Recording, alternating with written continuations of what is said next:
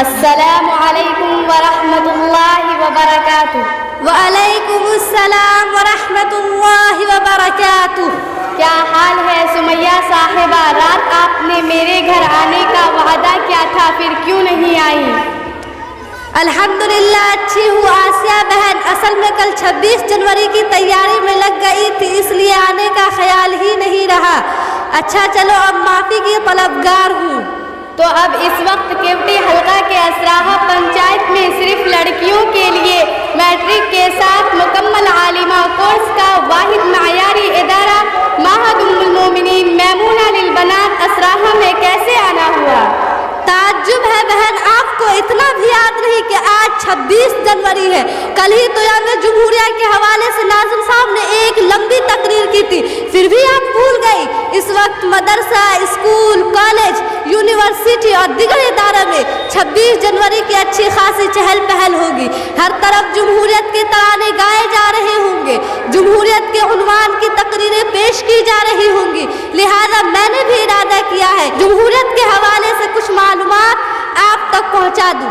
اگر اس تعلق سے آپ کے ذہن میں کچھ سوالات ہیں تو ضرور پوچھیں۔ ٹھیک ہے بہن، کوشش کرتی ہوں۔ اچھا یہ تو بتائیں کہ کیا آپ کے نزدیک ہندوستان ایک جمہوری ملک ہے؟ آخر جمہوری ملک کہتے ہیں کس کو؟ جی ہاں بہن، ہندوستان ایک جمہوری ملک ہے، اس میں شک کی کیا بات ہے؟ اگر ہندوستان ایک جمہوری ملک نہ ہوتا تو پھر آج کے دن ملک کے گوشے گوشے اور جگہ جگہ میں یوم جمہوریہ کیوں منایا جاتا؟ آج کا دن تو ہمارے لیے خوشی کا دن ہے، چونکہ آج ہی کی تاریخ میں ہندوستان کے سر پر جمہوریت کا تاج رکھا گیا تھا۔ بلکہ یہ کہا جائے کہ آج ہی کے دن ہمارے سیاسی رہنماؤں نے ملک میں امن و سکون کی فضا برقرار رکھنے کے ناقابل فراموش وعدے لیے تھے۔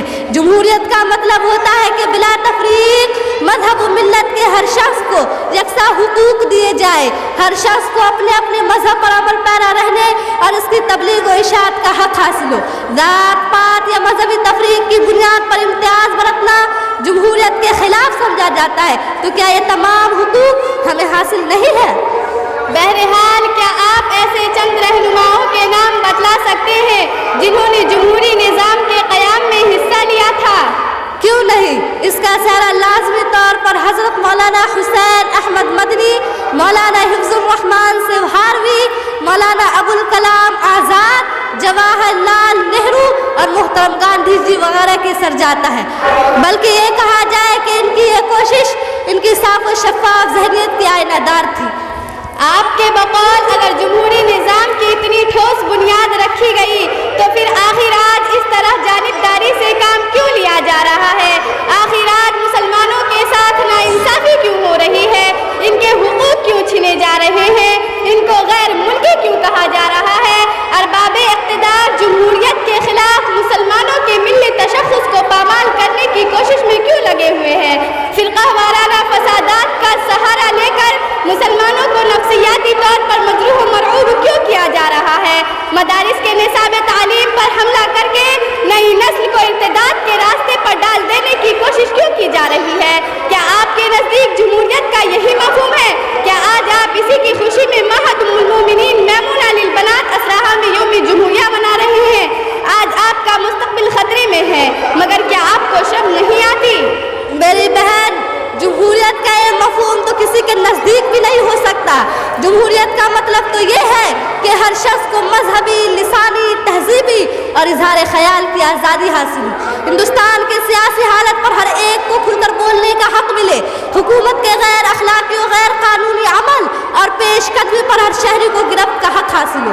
مگر کیا کیجیے گا، یہاں کی حکومت پر ہندو قوم کا قبضہ ہے جو ہر وقت مسلمانوں کی تباہی کا سامان کرتی رہتی ہے اور اس کو کمزور بنانے کے طریقے اپناتی رہتی ہے۔ خیر اب آپ بتلائیں بہن کہ جشن یوم جمہوریہ کے بارے میں آپ کا کیا خیال ہے؟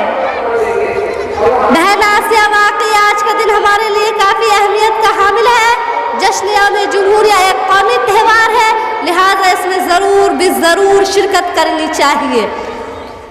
بہن سمیہ صاحبہ، میں تو اب تک اس کو نہیں سمجھ سکی تھی، اسی وجہ سے میں اس میں شرکت سے دور بھاگتی رہی ہوں۔ بس یہ آپ کی بہت بڑی مہربانی ہے کہ آپ نے ہمیں اس سے آگاہ کر کے ہمارے ذہن کا پردہ کھول دیا۔